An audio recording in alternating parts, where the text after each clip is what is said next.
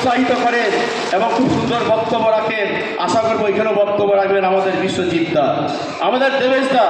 এই মণ্ডলের জিএস রয়েছেন লড়াকু নেতা আমাদের দেবেশ দা, এবং আমাদের রয়েছেন আমার বাসাদে।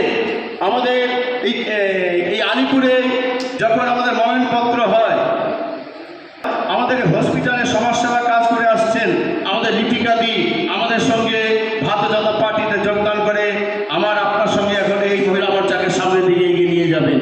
দীর্ঘদিনের নেতৃত্ব শান্তি দি, যখন আমি নিজে এই ব্লকের প্রথমে ওনার সঙ্গে বুদ্ধি নিয়ে আমার সে ভালকা বারেসা 1 ভালকা বারেসা 2 আমার সঙ্গে অনেক সাথ দিয়েছেন, এবং পাশে আমাদের আরো মহিলা নেতৃত্ব রয়েছেন, এবং একটা জোরে হাত তুলি চাইব রয়েছেন। আজকে ভারতীয় জনতা পার্টি মা